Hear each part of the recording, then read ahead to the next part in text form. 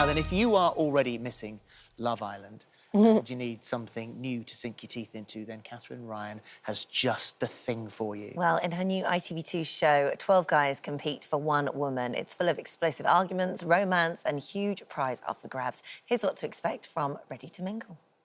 Oh, ahead of the first episode tonight, Katherine Ryan joins us now. And you are, and we'll get into the way this works and what happens in just a second, but you are a reality show fan. Huge reality show fan. I love it. I was addicted, of course, to Love Island, and I love just watching people work things out and be genuine on television, and that's what I love about Ready to Mingle.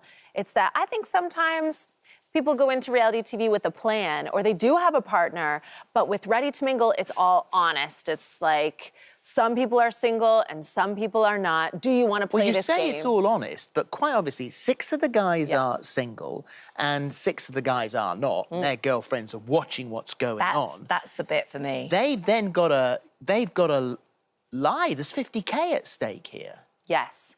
And I think what's fun about it is you can feel comfortable in the fact that our hero girl, Sophia, knows that half these men are liars and half are not. And that's what she has signed up to do. So the whole thing is all about consent. She knows that some are lying and some are not. Does she have the skills to work out which ones are single to get the 50K? Because it sounds like a dream, doesn't it? It's like, oh, right, there's loads of gorgeous guys around me, brilliant, I'm going to take my pick. But because of the sort of lying and the government, it must be quite tough because she's 24. I was watching some clips of her and she seems very open, she's very honest, she's kind of open about her own vulnerabilities and all these sorts of things. So you're sort of on her side, on her team, really. How did she handle it? Sophia was amazing. She was chosen because she's so empowered and she's really a girl not to be messed with. She's a woman who knows what she wants, and she's made some mistakes in dating before. And she went for the challenge to say, like, can I really take what I've learned in the past, apply it here, and win 50K and maybe meet the love of my life? She was really all in, and I think she's just the perfect girl for the job. So right at the very end, if she picks a single guy, then she shares the 50K with him. Yes. If she picks a guy that's got a girlfriend, then the guy and his girlfriend get the 50K and Sophia goes away with nothing. So and this is the bit that Holly said, you know, the dynamic here is the girlfriend watching her boyfriend trying to win the money. How far are the boyfriends prepared to go? I was shocked, Phil, because often it was the partners pushing their boyfriends to come on the show and play the game, really encouraging them, we're in this together, let's see if you can win. But a few of them were taken aback by either how good their boyfriends were at lying or how rubbish their boyfriends were at lying. And some of the reactions were more emotive than you would expect. It was tough. Did the guys cross the line? Yeah, well, some of them are given permission to do whatever they want to do, and that shocked me. Yes. Free pass? Well, yes. Wow. Oh my gosh. And did you know who the liars were when you were did anyone fool you? Well, the partners are very much in on the game, so I met them somewhere along the line, and then I knew who the liars were, but at first I didn't. And I am married, I'm older than Sophia. I thought, surely I can spot a liar, but it's very interesting that you learn body language and eye contact. I was even fooled in the beginning. It's a really tough game. Well, I'm going to like this a lot. Yeah, I know I am. You're gonna lie for 50K, aren't you? That's for sure. Well, it's lying, but it's part of the game. It's the name of the game. Yep. And it's very warm as well. I learned a lot about male friendships in the house and the different dynamics there. Sophia, I think, really pushed herself, learned a lot about herself. It's surprisingly warm and spicy. You've got 2 very different shows, because that's Ready to Mingle, and that, as we said, is tonight at 9 on ITV2. And then you've also got Backstage with Katherine Ryan. This is new to Amazon, I think. This is in 2022. Yeah. And so this is, you say it's like a little bit like Big Brother and stand-up.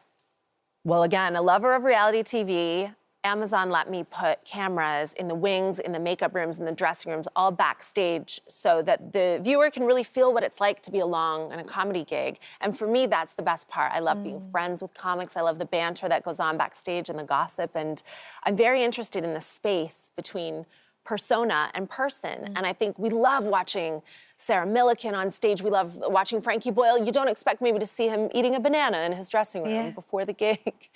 And I think it's just good to open the doors wide open, let you see who comedians really are when they're off stage as well. And how do comedians feel about that? Because you think, like, you get on stage and there is a certain amount, it's like putting on a mask in a way, isn't it? You sort of can get up there and hide behind whatever material you've got. Yeah. So to kind of pull that curtain aside, how did they feel about that?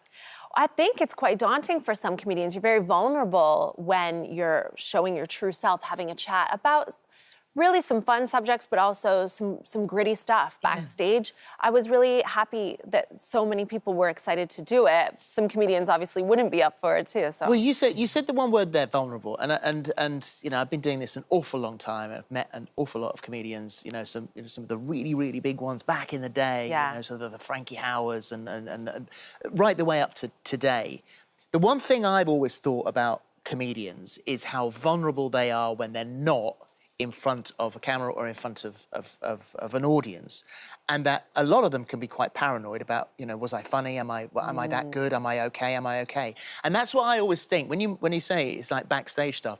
I always imagine them all to walk off and the first thing they say was that okay? Was I funny? Did they laugh enough? They do. Comedians are the sweetest people. I feel so lucky to be in this industry because, yeah, you would be surprised that some of the most successful, amazing comedians, Jimmy Carr, for example, has been a mentor of mine for a long time.